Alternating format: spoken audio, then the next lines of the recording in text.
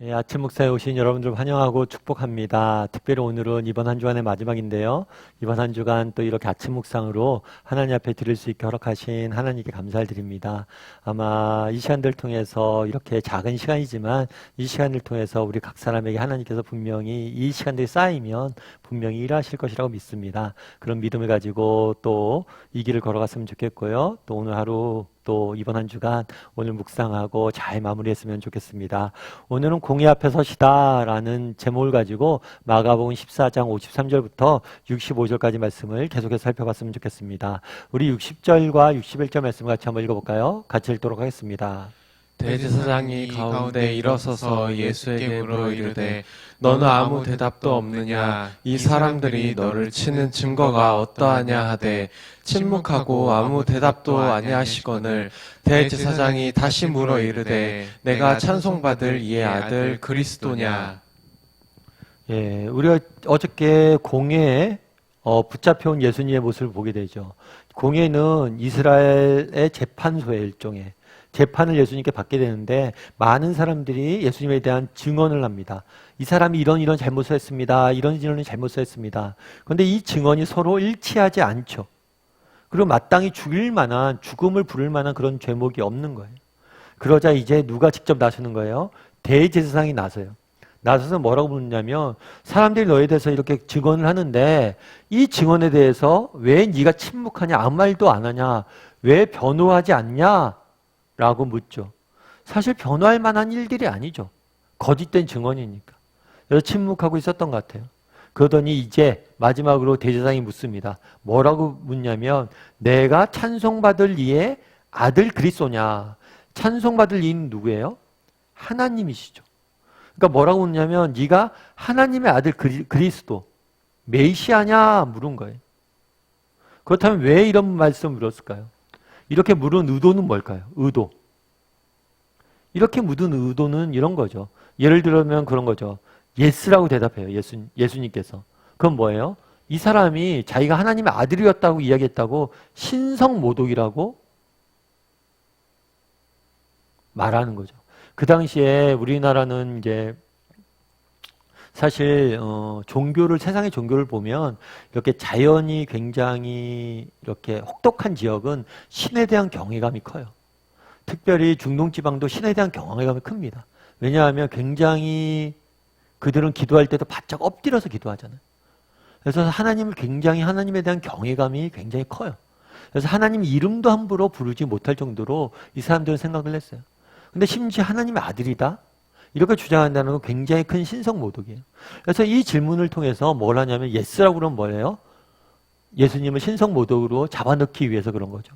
그런데 또 뭐라고 그래요? 노라고 그러면 어떻게 될까요? 아, 난 아니다. 그럼 예수님의 인기가 떨어지겠죠. 사람들이 예수님을 뭘로 생각했던 거예요? 메시아로. 생각을 따랐기 때문에 예수님의 인기가 떨어지게. 그래서 이건 함정의 질문이죠. 만약에 예수라고 대답하면 신성모독으로 잡아넣으려고 그러고 노라고 그러면 뭘 하려는 거예요? 백성들로부터 인기가 떨어지고 시들하게 하려고 함정을 판 질문이죠. 이 질문에 대해서 그럼 예수님께 뭐라고 답했을까요? 62절과 63절을 한번 같이 읽어볼까요? 같이 읽겠습니다.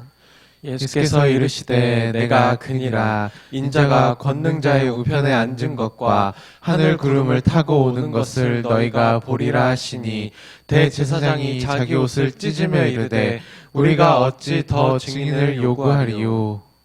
여기서 내가 그다. 내가 메시아란 거죠. 그리고 인자가 권능자. 인자는 자신을 얘기해요. 예수님.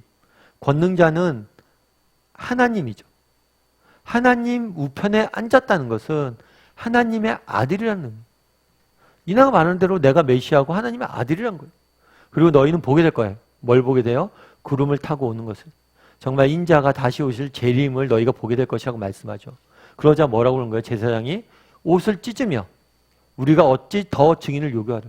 다르게 얘기하면 신성모독이란 거예요. 이거 자체, 이런 말 자체가. 그래서 너는 이제 죽음을 당해도 싸다는 거죠. 예수님은 자기가 누구인지 분명히 밝힙니다. 그런데 우리가 예수님의 입장에 대해 생각해 볼 필요가 있어요. 되게 재밌지 않아요? 예수님은 누구예요? 우리가 알고 있던 것처럼 예수님은 하나님의 아들이에요. 그런데 하나님의 아들 보고 뭐라고 묻는 거예요? 네가 하나님의 아들이냐? 묻는 거예요. 그럼 하나님의 아들 입장에서 뭐라고 대답해야 돼? 예스라고 대답해야죠. 이거 외에는 답이 없잖아요. 그러니까 뭐라는 거예요? 신성모독으로 죽이는 거예요. 그러니까 예수님이 죽은 이유는 뭐예요? 하나님의 아들이기 때문이에요. 하나님의 아들이 아니었다면 예스라고 대답할 일도 없겠죠. 결국에 이것은 죄의 본질을 보여주는 거예요. 죄의 본질은 뭐예요? 하나님의 하나님 되심을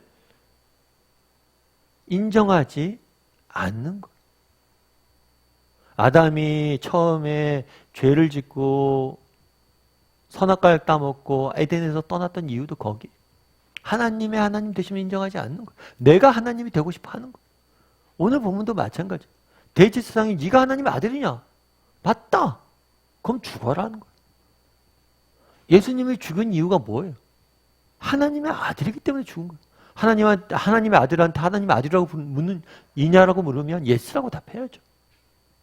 결국에 인간의 본질은 뭐예요? 죄의 본질은 뭐예요? 하나님의 하나님 되심을 인정하지 않는 것. 그 공회에서 재판을 열립니다. 이 재판에서 나타난 결론은 뭐예요? 예수님이 죄인이다라는 결론을 낸 게 아니에요. 그거는 거짓 증언이었어요. 결국에 이 재판을 통해서 드러난 것은 뭐예요? 인간이 어떤 존재인지, 인간의 죄의 본질이 드러났어요. 그건 뭐예요? 하나님의 하나님 되심을 인정하지 않는 거죠. 여러분, 그럼 우리는 어떻습니까? 우리는 하나님의 하나님 되심을 인정할까요? 정말 여러분들은 하나님의 하나님 되심을 인정하세요? 한번 물어봤으면 좋겠어요. 우리는 하나님의 하나님 되심을 인정하는지. 우리가 만약에 하나님의 하나님 되심을 인정한다면 어떻게 될까요? 어떻게 해야 될까요? 정말 모든 것을 뭐예요? 하나님께 맡기고 의지하겠죠. 정말 하나님의 하나님 되심을 인정한다면 기도하지 않고 살 수 있어요? 예배하지 않고 살 수 있어요? 그분의 말씀을 안 읽고 살 수 있어요? 제가 아는 집사님 한 분이 계세요. 이 집사님은 군인이세요. 군인.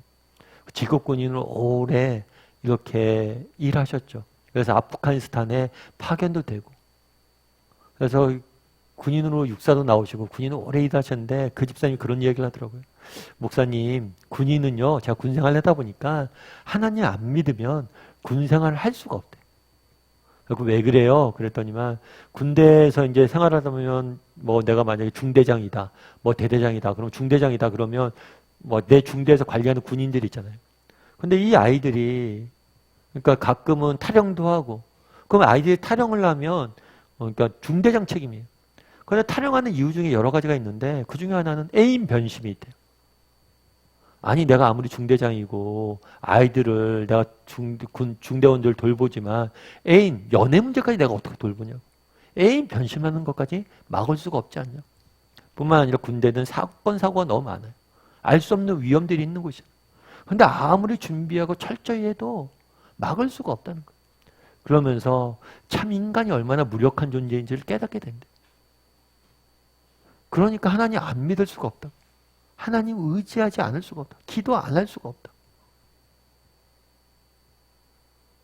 참 공감이 됐어요. 여러분 그렇지 않습니까?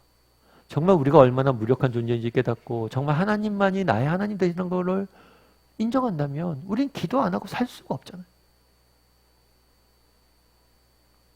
그날의 대제사장이 왜 예수님을 죽였습니까? 예수님이 하나님의 아들 되심을 인정하지 않기 때문, 하나님이심을 인정하지 않기 때문이에요. 우리에게도 이런 위험들이 없는지 돌아봤으면 좋겠어요. 정말 하나님을 하나님 되심을 인정했으면 좋겠어요. 우리는 기도하지 않고 살 수 없는 존재. 그리고 또 우리가 하나님의 하나님 되심을 인정했을 때, 정말 그분을 의지하고 그분에게 맡겼을 때 그분이 우리를 책임져 주실 거예요. 그게 우리 아버지 되신 하나님이죠. 성경이 뭐라고 이야기합니까? 자기 아들을 아끼지 않냐고 내어주신 이가 그 아들과 함께 모든 것을 왜 주시지 않겠느냐. 처음에 에덴 동산에서 하나님의 하나님 되심을 인정했을 때 얼마나 많은 은혜를 누리고 살았어요. 우리가. 바라기는 우리 다음의 식구들이 한번 묵상해 봤으면 좋겠습니다. 오늘은 내가 정말 하나님의 하나님 되심을 인정하는 사람인지, 물어봤으면 좋겠고, 정말 하나님의 하나님 되심을 인정한다면 정말 날마다 우리는 나가서 기도해야 돼요. 그분에게 맡겨야 돼요. 그리고 우리가 그렇게 맡길 때 주께서 우리의 인생을 지키시고 또 돌보시고 우리 인생의 귀한 것들로 채워주실 것입니다. 그런 믿음을 가지고 살아가는 오늘 하루 되기를 소원합니다.